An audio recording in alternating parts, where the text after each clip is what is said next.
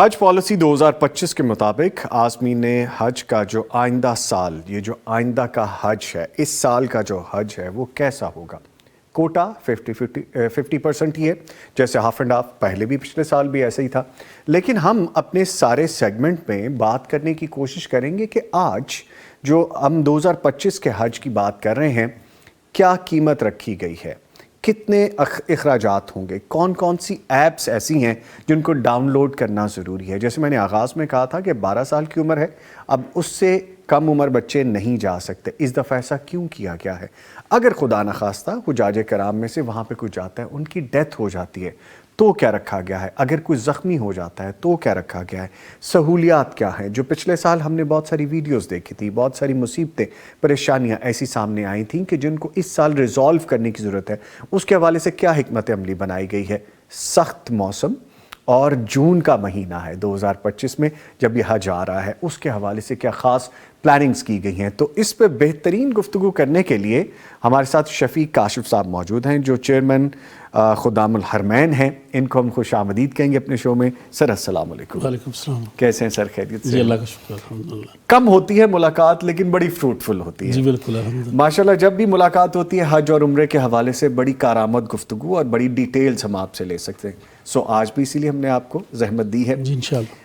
فرمائیے گا کہ جو حج ہے 2024 کا، ہم جب اس کو یاد کرتے ہیں، آپ اور میں، جی اس پہ ڈسکشن بھی ہم نے بڑی لمبی کی، آلدو کہ وہ کم رہ گئی تھی، ہمیں تشنگی اس میں محسوس ہوئی تھی.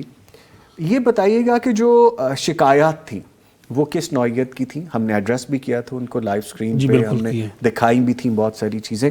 تو حج 2025 میں کون سی ایسی نئی سہولیات ہیں جو متعارف کروا دی گئی ہیں کہ ان چیزوں کو کوپ اپ کیا جا سکے، ان سے بچا جا سکتے؟ پلیز. دیکھیں، اس میں گزشتہ سال 2024 کے حج میں جو شکایات تھی، اور ہم بھی یہاں پہ موجود تھے اس وقت پروگرام میں آپ کے، اس میں اس کے بعد پھر جب یہ انکوائری ہوئی ہے اور 1330 لوگ جو ہے وہ ریکارڈ پہ آئے تھے جن کی اموات ہوئی وہاں پہ، جی، اس میں سب سے بڑی تعداد جو تھی وہ مصر کے حجاج کی تھی. اور اس کی بنیادی وجہ بھی یہ تھی کہ چونکہ عرب ممالک کے جو باہمی تعلقات اور آپس میں ان کی جو رشتہ داریاں ہیں، جو تعلقات اس نوعیت کے ہیں کہ وزٹ ویزے پہ بہت سے لوگ آ جاتے ہیں جی، اور پھر وہ وہاں پہ غیر قانونی طور پہ یہاں رہ جاتے ہیں. تو 83% وہ لوگ تھے جو حج ویزا پہ نہیں تھے، حج کے لیے نہیں آئے ہوئے تھے.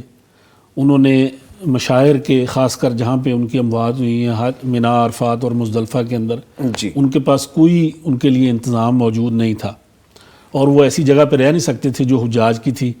تو 83% لوگ تو وہ تھے جو یہاں پہ جام حق ہوئے تھے. جی. اب وہ لوگ کیسے سعودی عرب میں آئے؟ اور یہ بھی ایک تعداد باقاعدہ سعودی گورنمنٹ نے، میں نے اس کو اسٹڈی کیا باقاعدہ پورے اس کیس کو، تو میرے علم میں یہ چیز آئی کہ تقریباً 1.5 لاکھ سے زائد لوگ جو ہیں وہ گرفتار ہوئے اس سے پہلے، یہ واقعہ ہونے سے پہلے. اور ہر بندے کو جو ظاہر ہے گرفتاری بھی اس لیے ہوئی کہ یہ حج ویزے پہ نہیں تھے اور حج پیکج انہوں نے نہیں لیا ہوا تھا، نہ گورنمنٹ سے نہ پرائیویٹ کسی ادارے سے. تو ان کو 10,000 ریال جرمانہ فی ایک فرد کو وہاں ہوا، اور 1,70,000 سے زائد لوگ جو تھے ان کو یہاں آنے سے روکا گیا، جن کو داخل نہیں ہونا دیا گیا مکہ کے اندر، یہ اتنی بڑی تعداد میں. اچھا، پھر یہ لوگ جو پکڑے گئے تھے یہ کیسے داخل ہوئے تھے، کیسے آئے تھے، اس کے اوپر بھی باقاعدہ ایکشن ہوا. اور 140 فرضی کمپنیاں جو حج کی وہاں بکنگ کر رہی تھی سعودی عرب کے اندر، 140 کمپنیوں کے جو مالکان ہیں ان کو بھی گرفتار کیا گیا، ان کمپنیوں کو بند کیا گیا. 65 ٹرانسپورٹ والی کمپنیاں جو ان لوگوں کو لے کے آئے تھے ان کو بھی پکڑا گیا، اور 65 کمپنیاں جن کے خلاف اس وقت بھی جو ہے کارروائی جو ہے وہ جاری ہے. تو میں یہ سمجھتا ہوں کہ اس سال انشاءاللہ 2025 میں اس کے اندر بہت کمی آئے گی، اور حکومت کوشش کر رہی ہے. اصل میں کچھ چیزیں ایسی تھیں، جیسے ہم نے اس پہ بھی بڑا ذکر کیا تھا کہ بڑی آسانیاں پیدا کر دی گئی ہیں کہ آپ بغیر ویزے کے بھی آ جائیں، آپ ویزا لے کے آئیں، آپ ٹرانزٹ میں 4 دن کے لیے فری ویزا لے لیں. تو یقیناً یہ ایک ایسا تجربہ تھا، سہولت تو دی گئی لیکن اس کا نقصان یہ ہوا ہے، جو میں نے تعداد بتائی ہے، یہ دیکھیں 3 لاکھ سے اوپر بنتی تعداد، اتنے لوگوں کو پھر روکنا، ان کو گرفتار کرنا، جیلوں میں رکھنا، جرمانے کرنا، پورا ایک پروسیس ہے۔ تو میرے خیال میں اس سال اس سے بھی بڑی آسانیاں جو ہیں انشاءاللہ 2025 میں آئیں گی۔ پھر اسی طرح ایک ٹرانسپورٹ کا ایشو تھا، آپ کو یاد ہوگا جی کہ ہمارے حجاج جو تھے وہ مینا کے اندر موجود تھے، عرفات جانے کے لیے ان کو ٹرانسپورٹ نہیں تھی، لوگوں کی بڑی تعداد پیدل سفر کر رہی تھی، پیدل وہاں سفر پہ کر بیٹھے رہی تھی اور وہاں پہنچنا نہیں تھا۔ ہاں جی، اس کے اوپر بھی یہ اب اہتمام کیا جا رہا ہے، اس سال یہ ہوگا کہ ٹرانسپورٹیشن جو ہے اس کو اس طریقے سے مینیج کیا جائے کہ یہ 10-10 12-12 گھنٹے جو لوگوں کو انتظار کروایا جاتا ہے، یہ انتظار نہ کروایا جائے، اس طریقے سے مینیج کیا جائے کہ وقت سے پہلے ٹھیک، ان کو جو ہے مکہ سے مینا ٹرانسفر کیا جائے، پھر مینا سے عرفات بھی ان کو وقت سے پہلے ہی ٹرانسفر یعنی شروع کر دیا جائے، ایک ہی وقت میں نہ ٹرانسفر کیا جائے کہ پھر وہ دوبارہ ٹرانسپورٹ جو ہے ان کو مہیا نہ ہو سکے۔ پھر اسی طرح ہم نے بات کی تھی ایک ٹرانسپورٹ کے حوالے سے کہ عربی میں اس کو کہتے ہیں رد واحد اور ردین۔ رد واحد کہتے ہیں یہ کہ وہ بس جو ہے وہ ایک ہی دفعہ حجاج کو لے کے جائے گی، وہ دوبارہ لینے کے لیے نہیں آئے گی۔ ردین کہتے ہیں کہ وہ ایک دفعہ جائے گی اور لے کے بھی آئے گی، نہیں چھوڑ کے پھر آئے گی لینے کے لیے، اوکے، تو وہ پھر نہیں آ سکتی، اس کو 10-12 گھنٹے لگتے ہیں۔ اس دفعہ ٹرانسپورٹ کو بڑھا کے یہ کوشش کی جا رہی ہے کہ کم از کم جو ہے وہ انحصار کیا جائے ردین پہ، اور رد واحد والا ہی کام ہو کہ سیٹ بائی سیٹ ٹرانسپورٹ دے کے لوگوں کو جو ہے وہ وہاں تک پہنچایا جائے۔ تو میرے خیال میں یہ ساری سہولیات جو وہاں پہ ہو رہی ہیں، اس کی مدد سے جو ہے انشاءاللہ امید ہے کہ لوگوں کو سہولتیں ملیں گی۔ اور اگین 83% لوگ وہ تھے جو جاں بحق ہوئے جو لیگل طریقے سے وہاں موجود نہیں تھے، لیگل طریقے سے موجود نہیں تھے۔ اچھا سر، سوری میں آپ کی بات یہاں پہ کاٹ رہا ہوں، 2-3 چیزیں بڑی اہم ہیں۔ ایک تو یہ جو نمبر آپ نے بتائے وہ بہت بڑا فگر ہے، لاکھوں میں فگر ہے، 3 لاکھ کے قریب جن کے خلاف کارروائی ہوئی یا جن کو روکا گیا انٹر ہونے سے۔ لیکن سر یہاں پہ اگین ایک کوسچن مارک بھی آتا ہے کہ 1.5 لاکھ کے قریب وہ لوگ انٹر کیسے ہو گئے؟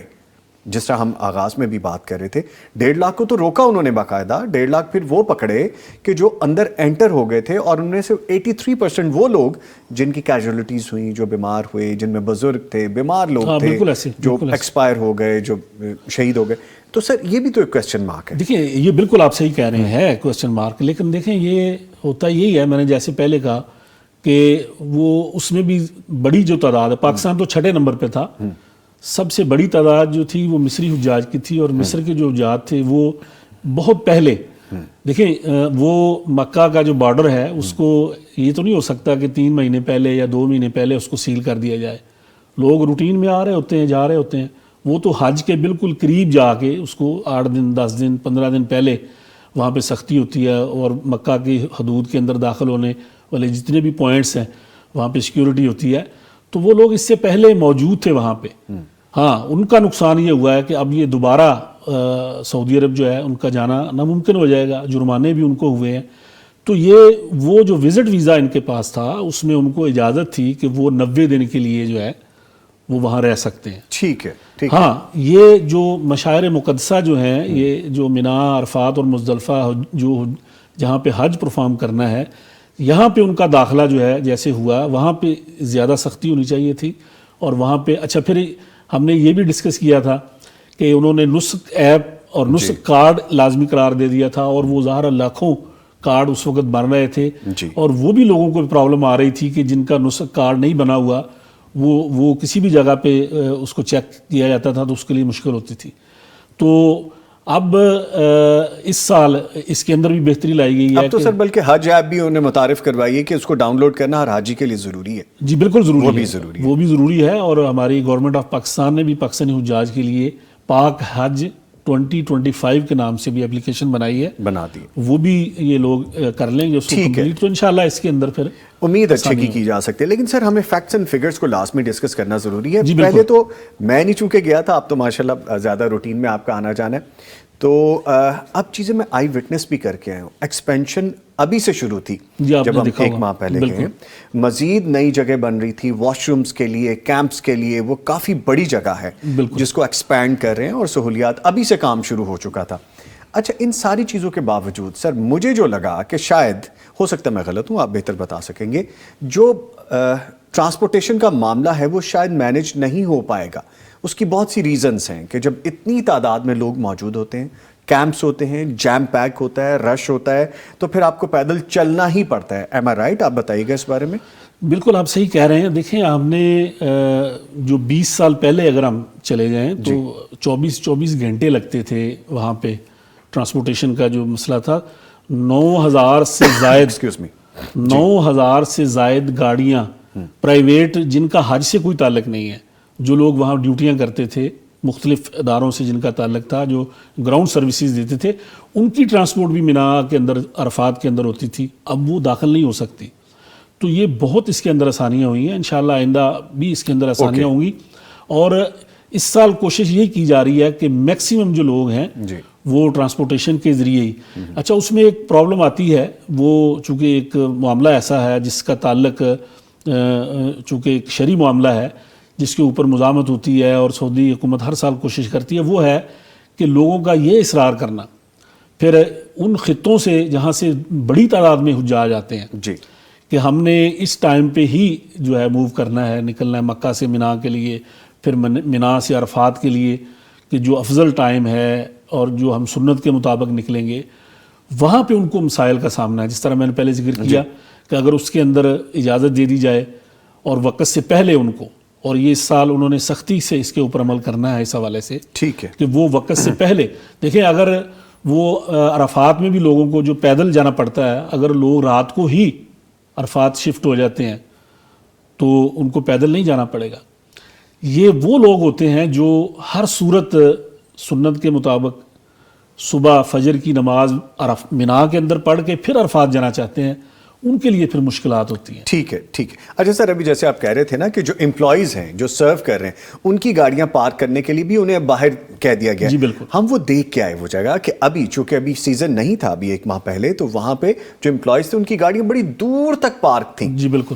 وہ جو ایریاز ہیں ان سے دور دور تک پارک کر کے ان کو باقاعدہ ایک بس لے کے جاتی ہے، وہ اتارتی ہے ان کی ٹرانسپورٹیشن تک، پھر وہ گاڑیاں لے کے نکلتے ہیں. تو عام دنوں میں اتنا وہاں پہ ٹریفک کا مینیج کرنے کا انتظام ہے، تو اب خاص طور پہ اس کو سیکیورٹی سخت کرنے کی ضرورت ہوگی. جی بالکل. اچھا سر، اس سال جو حج ہے، اس سے پہلے کہ میں اس کی ادائیگی یا اس کی رقم کی طرف جاؤں، فرمائے کہ جو سرکاری حج اسکیم کی درخواستیں جمع کرانے کی تاریخ تھی 3 دسمبر غالباً جو تاریخ تھی، وہ تو گزر گئی ہے، کیا ابھی بھی درخواستیں جمع کروائی جا سکتی ہیں؟ جی بالکل. یہ ناظرین کے لیے ایک اچھی خبر بھی ہے اس حوالے سے کہ بہت سے لوگ جو یہ سمجھ رہے تھے کہ وہ گورنمنٹ اسکیم میں درخواستیں جو نہیں دے سکے تھے، پاسپورٹس لیٹ ان کے مل رہے ہیں، بنے ہیں، یا ان کے پاس اس وقت پیسے نہیں تھے اب ہیں، تو ان کے لیے یہ خوشخبری یہی ہے کہ وہ ابھی دوبارہ گورنمنٹ کے پاس چونکہ 5,500 کا کوٹا جو ہے گورنمنٹ اسکیم کے اندر وہ ابھی بھی موجود ہے.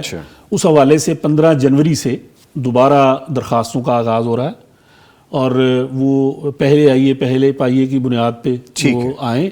اور گورنمنٹ کے جو پیکج ہیں 40 دن کا اور پھر 20 دن کا، اس میں وہ اب بھی جو ہے وہ درخواست جمع کروا سکتے ہیں. 15 جنوری سے ان کا آغاز ہوگا. پھر جیسے ہی یہ مکمل ہو جائے گا کوٹا 5,500، تو پھر یہ گورنمنٹ کی درخواستیں یہ ختم ہو جائیں گی. پھر پرائیویٹ کا جو ہے وہ آغاز ہوگا. ٹھیک ہے. اس سال رقم کیا بن رہی ہے؟ وہ بھی 10-11 لاکھ سے اوپر ہی ہے؟ دیکھیں وہ پچھلے سال کی نسبت دیکھیں، جس طرح ہم کئی دفعہ اس پہ بھی بات کر چکے کہ اگر ہماری کرنسی جو ہے وہ اس تیزی کے ساتھ ڈی ویلیو نہ ہو تو پھر زیادہ فرق نہیں پڑتا. آپ دیکھ لیں کہ اگر ڈالر ایک جگہ پہ رکا ہوا ہے، ریال ایک جگہ پہ رکا ہوا ہے، تو وہی پیکج ہے جو 2024 میں گورنمنٹ نے دیا تھا. اس سال بھی 10,65,000 جو ہے وہ پیکج ہے 40 دن والوں کے لیے، اور 11,65,000 جو ہے وہ 20 سے 25 دن والوں کے لیے ہے. اچھا ٹھیک ہے. اور جو پرائیویٹ ٹور آپریٹرز ہیں ان کے لیے ڈیفرنٹ پیکیجز ہیں وہ بھی؟ دیکھیں پرائیویٹ ٹور آپریٹرز کا جو مسئلہ ہے وہ یہی ہے کہ پرائیویٹ ٹور آپریٹرز ایک پرسنل لیول پہ آ کے آپ کو ایک کسٹمائز پیکیج بناتے ہیں، فیملی کے لیے بناتے ہیں، تو اس کی کوئی پھر انتہا نہیں ہے. ٹھیک ہے. کہ آپ کو دیکھیں سعودی عرب کی مارکیٹ ایک عالمی مارکیٹ ہے، ایک عالمی منڈی ہے اس حوالے سے کہ اب دنیا بھر سے وہاں لوگ آ رہے ہیں. تو ہمارے پاکستان سے بھی پرائیویٹ سیکٹر میں ایسے لوگ موجود ہیں جو 10 دن کے لیے جانا چاہتے ہیں، 15 دن کے لیے جانا چاہتے ہیں، اور اپنے لیے وہ سہولتیں جو ہیں وہ طلب کرتے ہیں تو اگر پھر وہ afford کر ان کی سکتے ہیں ڈیمانڈ کے ٹھیک، مطابق جو ہے وہ کسٹمائز پیکج جو ہیں وہ بنتے ہیں، تو وہ پھر ظاہر ہے کتنا ڈفرنس ہے آلموسٹ 10-12 لاکھ سے شروع ہو کے جی نہیں کوئی دیکھنا اس کی حد نہیں ہے. اچھا لیکن اگر پرائیویٹ سیکٹر جو ہے وہ گورنمنٹ کے لیول کا پیکج ہے وہ پھر گورنمنٹ سے بھی سستا پڑ جاتا ہے. دیکھیں گورنمنٹ ایک پیکج دیتی ہے 10,75,000 کا، تو اس کے اوپر گورنمنٹ کا بھی خرچہ ہو رہا ہے، جی تو وہ تقریباً 2 لاکھ روپے تو گورنمنٹ اس کے اوپر خرچ کر دیتی ہے حج کے اوپر. ٹھیک ہے. 10 لاکھ سے 75,000 اور 11 لاکھ سے 75,000 یہ ایک ڈفرنس ہے گورنمنٹ والا بھی. اچھا سر، لیکن اس دفعہ مجھے یہ بتائیے گا دن اگر کم ہے تو پیسے بڑھ، یہ کیا معاملہ ہے؟ جی بالکل، یہ عام لوگوں کا خیال یہ ہوتا ہے کہ اگر دن کم ہو رہے ہیں تو پیسے کم ہونے چاہیے. ہاں جی. تو بنیادی چونکہ گورنمنٹ کے ہوں یا پرائیویٹ کے ہوں جو ایگریمنٹس ہوتے ہیں وہ دیکھیں حج جو ہے وہ وہی 5-6 دن کا ہے، اور حج کے مقامات کی جو بکنگ ہے وہ پورے ایک سیزن کے لیے ہو جاتی ہے. اگر گورنمنٹ جو ہے وہ ایک بلڈنگ خرید رہی ہے تو وہ 2 جگہ پہ بک نہیں سکتی، 2 جگہ پہ سیل تو نہیں ہو سکتی. وہ خرید لی گئی ہے، آپ اس میں 40 دن رہ رہے ہیں یا آپ اس میں 20 دن رہ رہے ہیں، اس سے کوئی فرق نہیں پڑتا. مہنگا کیوں ہے؟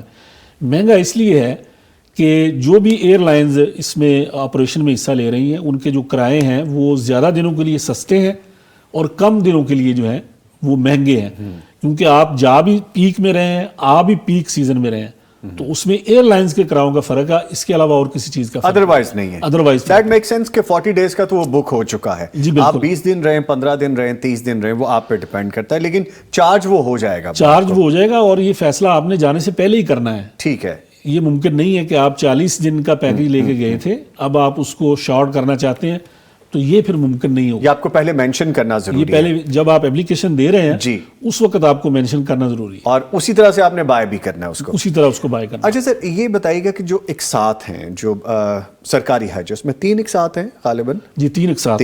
پہلی چلی گئی، اب دوسری کی ڈیٹ گزر چکی، دوسری بھی دوسری کی ڈیٹ جو ہے وہ ایکسٹینڈ ہو گئی ہے. ٹھیک ہے. ابھی منگل کو ان کا ایک اجلاس ہوا ابھی ریسنٹلی، اس میں مزید چیزیں. بالکل دوسری قسط ابھی آ گئی ہے، اور پھر تیسری جو ہے وہ فروری میں ٹھیک ہے جا کے رمضان کے قریب آئے گی.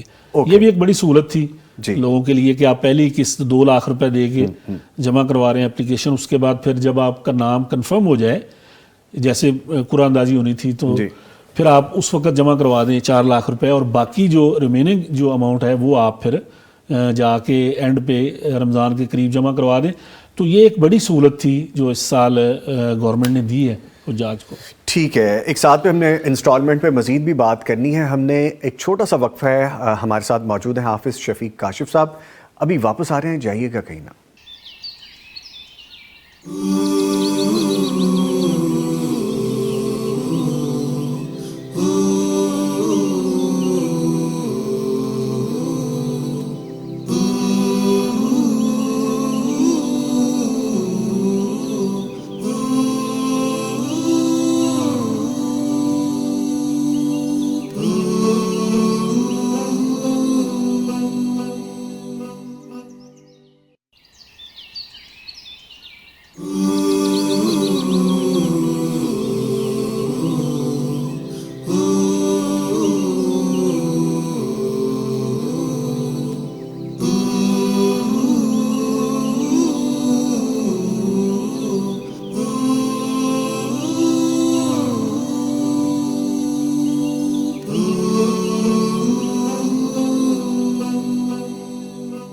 حج پالیسی 2025 کے حوالے سے ہم گفتگو کر رہے ہیں، اور اگر آپ ہمیں اس سیگمنٹ میں بھی لائیو کال کرنا چاہ رہے ہیں، کوئی بات پوچھنا چاہ رہے ہیں، اس سال آپ وہ خوش قسمت ہیں جو حج پہ جا رہے ہیں، یہ سعادت آپ کو حاصل ہو رہی ہے، آپ ہمیں کال کر لیجئے. حافظ صاحب ہمارے ساتھ موجود ہیں. حافظ شفیق کاشف صاحب، آپ کے اس کویسچن کا یا کوئی آپ کے ذہن میں بات آ رہی ہے تو اس کے حوالے سے آپ کو گائیڈ بھی کر سکتے ہیں اور جواب بھی دے سکتے ہیں.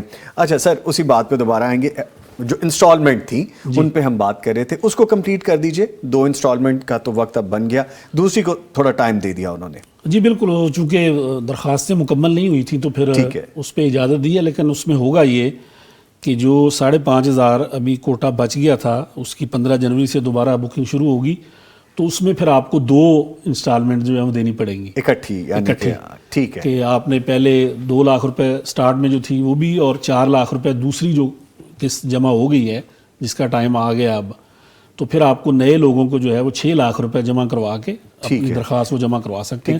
پھر تیسری اور آخری جو انسٹالمنٹ ہے وہ پھر آپ چلے جائیں گے فروری میں, فیب میں جا کے وہ آپ فیب میں جا کے پھر آپ. اچھا سر, اس میں بھی 2 چیزیں, ایک وہ جو خدا نخواستہ کسی ریزن سے نہیں جا سکتے اور 2 انسٹالمنٹ انہوں نے جمع کروا دی ہیں, اس کے لیے کیا پالیسی ہے؟ اور اگر کسی نے پوری ہی جمع کروا دی ہیں, یعنی فیب میں ہی ان کا کوئی ایسا پرابلم ہو گیا یا کسی بھی ریزن سے نہیں جا پائیں گے, ان کو ریٹرن ہوگا یا اس میں ڈیڈکشن ہے؟ دیکھیں اس میں مختلف یہ مواقع اب ہوں گے کہ کچھ لوگوں نے 2 لاکھ روپے جمع کروائے تھے, باقی نہیں کروائی, پھر جو بھی اس کی ٹرمز اینڈ کنڈیشنز ہوں گی اس حوالے سے پھر آپ کو اس کی ریزن دینی پڑے گی کہ آپ کے کیا عذر ہے, آپ کو کوئی بیمار ہے, میڈیکل دینا پڑے گا, اس حوالے سے ساری چیزیں کریں گی تو وہ پیسے آپ کو ریفنڈ دے گی گورنمنٹ. دوسری میں کچھ ریفنڈ ہے, تیسری میں کچھ اور معاملہ ہے. جی بالکل, خدا نخواستہ اگر نہیں جا پاتے تو ٹھیک ہے. اچھا سر, جو ابھی ہم بات کر رہے تھے بریک میں بھی, دیر آر اراؤنڈ 200 کنٹریز, 200 کے قریب ممالک ہیں جو کہ جن سے سعودی عربیہ حجاج کرام کو اجازت دیتے. وہ کرائٹیریا کیا ہے,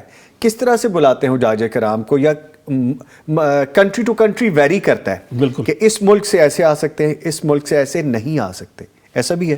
بالکل ایسا ہی ہے. اور یہ 1988 میں ایک ایگریمنٹ ہوا تھا. اچھا. اردن کے اندر جی مسلم وزرائے خارجہ کا ایک اجلاس تھا.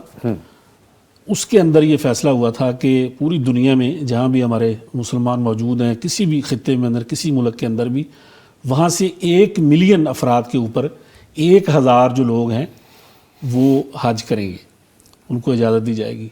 اور یہ پھر دوبارہ اس کے اوپر بات نہیں ہوئی, اور 1988 سے لے کے آج 2025 کا جو کوٹا اناؤنس کیا ہے سعودی گورنمنٹ نے, جی یہ اسی اصول کے مطابق جو ہے وہ کیا ہوا ہے.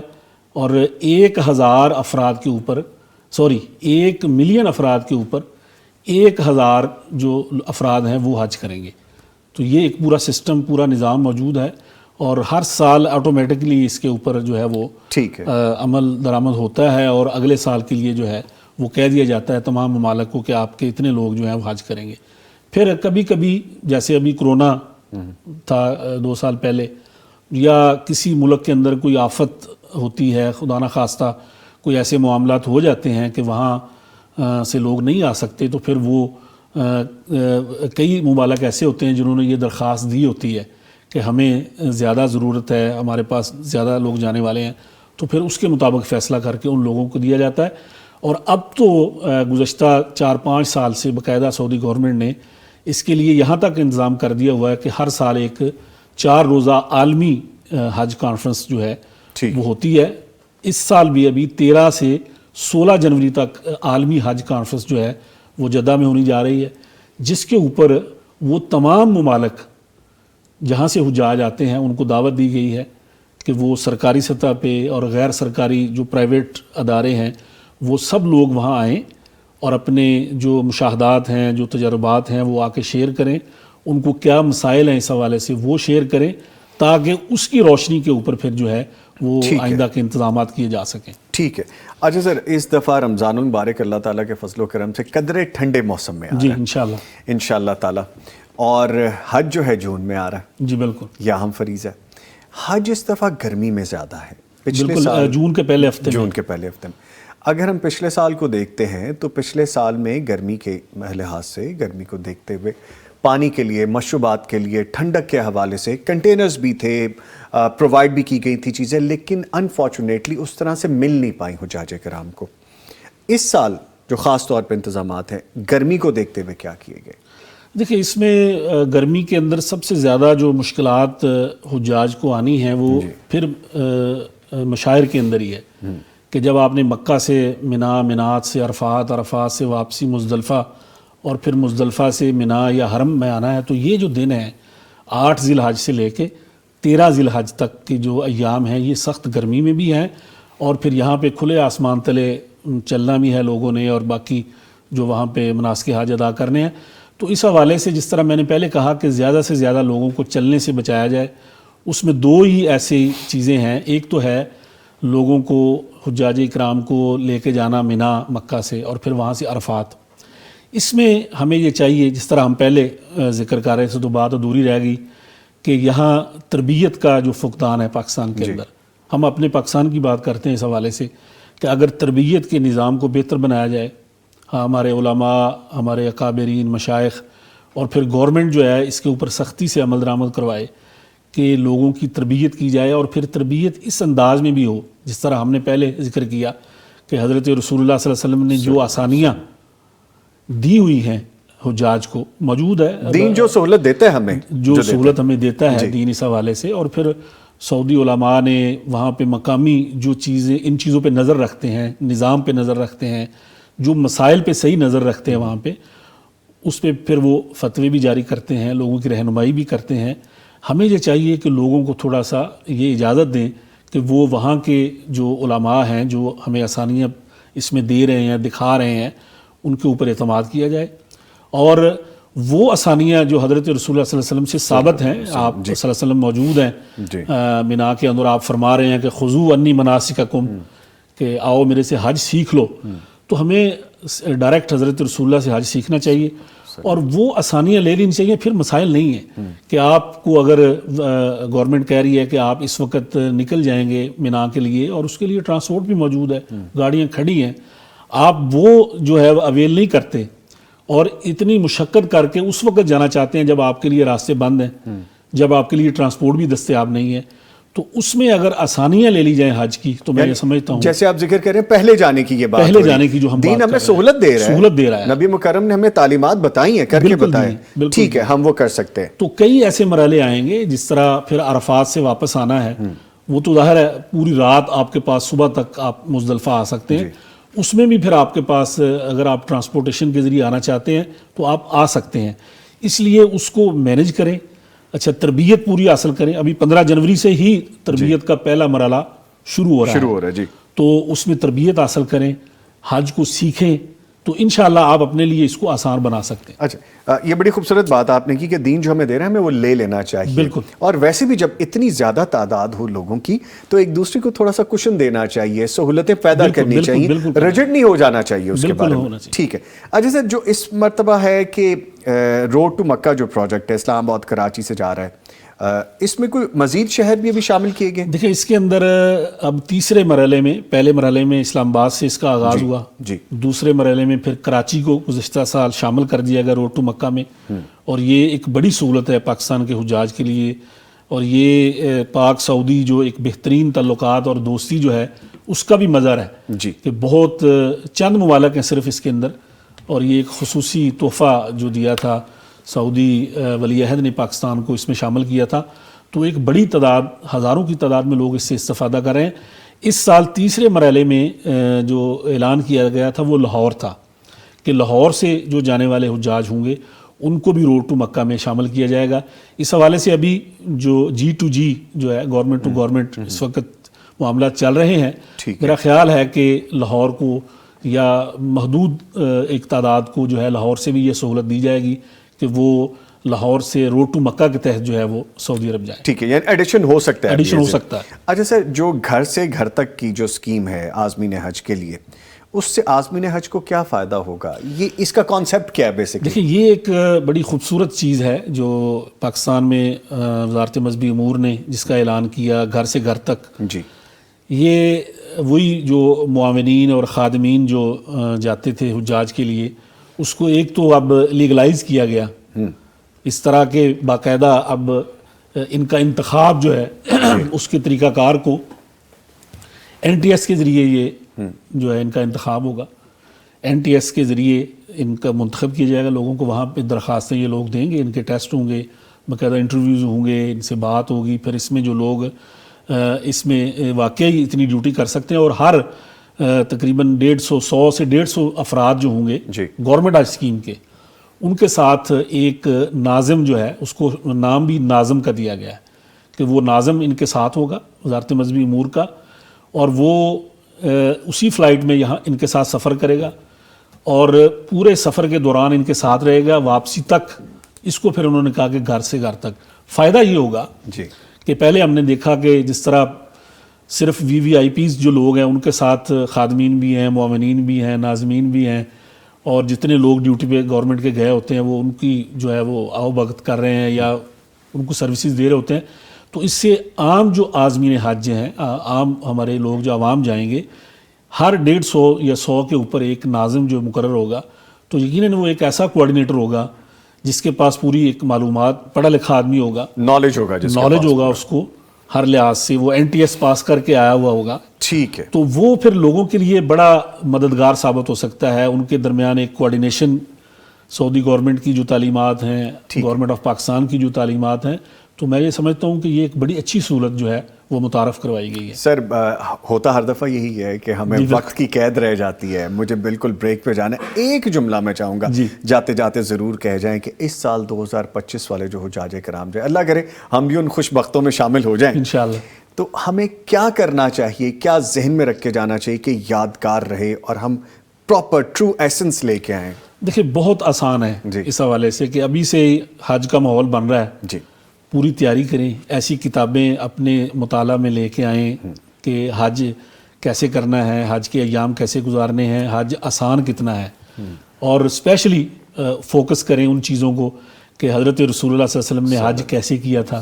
آپ کے ساتھ حجۃ الوداع کے موقع پہ جو جماعت موجود تھی انہوں نے حج کیسے کیا تھا، اس کے اندر حج کے اندر آسانیاں کیا تھیں، وہ ابھی خود پڑھنا شروع کر دیں، علماء سے سیکھنا شروع کر دیں اس حج کو، اور کہاں کہاں پہ کون کون سی آسانیاں بھی ہمارے لیے ہوئی ہیں. ان ساری چیزوں کو کرنے کے بعد، تیاری کے بعد، یہ نہیں ہے کہ وہاں آپ جب پہنچے ہوئے ہیں تو جو کوئی آپ کو بتا رہا ہے آپ اسی طرف جا رہے ہیں. تیاری ابھی سے کر کے جائیں، ابھی سے پوری تیاری کر لیں. This is right time. تو یہ رائٹ ٹائم ہے، آپ تربیت حاصل کریں، پوری تیاری کر کے پھر اسی طرح انتظامی حوالے سے بھی تیاری کریں. کون کون سی سہولتیں آپ کو ملنی ہیں، کون سی نہیں ملنی، اس حوالے سے اپنی تیاری کریں. آپ کو کوئی بیماری ہے اس حوالے سے آپ اپنی تیاری کریں. آپ چلنا پھرنا، واک کرنا سیکھیں. ساری چیزیں آپ کر کے جائیں تو آپ اس سفر کو انشاءاللہ انجوائے کریں گے. یس، میں بہت شکریہ ادا کروں گا. ہمارے ساتھ موجود رہے حافظ شفیق کاشف صاحب. سر آپ تشریف لائے، آپ کا آنے کا شکریہ. انفارمیٹیو رہا، آلدو کہ انکمپلیٹ رہا، لیکن انشاءاللہ پھر ہم انشاءاللہ پھر اکٹھے ہوں گے انشاءاللہ. دیکھیں جی، جو ہم اکثر بات کرتے ہیں کہ آپ کہیں بھی جائیں، آپ نے کوئی بھی امتحان دینا ہے اس کے لیے تیاری کریں. اللہ کے گھر جا رہے ہیں، نبی کے گھر جا رہے ہیں تو تیاری ابھی سے کر لیں. جو واک والی بات کی نا حافظ صاحب نے، یہ بڑی اہم ہے. جب آپ چلیں گے، جائیں گے، آپ کو آئیڈیا ہو جائے گا کہ واک کرنا بہت ضروری ہے، فزیکلی فٹ ہونا بہت ضروری ہے. مجھے ابھی جب ہم پروگرام شروع کرنے والے تھے تو ہمارے بڑے پیارے ساتھی ہیں یوسف سراج صاحب، پیغام پاکستان کرتے ہیں پروگرام، اور ویسے بھی بڑے کلپس ان کے سوشل میڈیا پہ وائرل رہتے ہیں. انہوں نے کہا کہ نظام صاحب آپ تو پیغام ٹیلی ویژن کی آواز بن گئے ہیں. تو مجھے بڑا اچھا لگا ہمارے ساتھی جب ایسے کہتے ہیں، آپ جب ہمیں کمنٹس کرتے ہیں. تو میں ایک چیز کہتا جاؤں گا آپ کو کہ آپ اللہ کے راستے میں بھاگیں. اگر آپ بھاگ نہیں سکتے تو چلنا شروع کر دیں. اگر آپ چل بھی نہیں سکتے تو اپنے آپ کو گھسیٹنا شروع کر دیں. آپ یقین کیجئے یہ ورتھ اٹ ہے. اس پہ سوچئے گا. ملتے ہیں ایک چھوٹے سے بریک کے بعد جب دوبارہ واپس آئیں گے تو خوابوں کی تعبیر کا سیگمنٹ ہے. ہمارے ساتھ رہیے گا.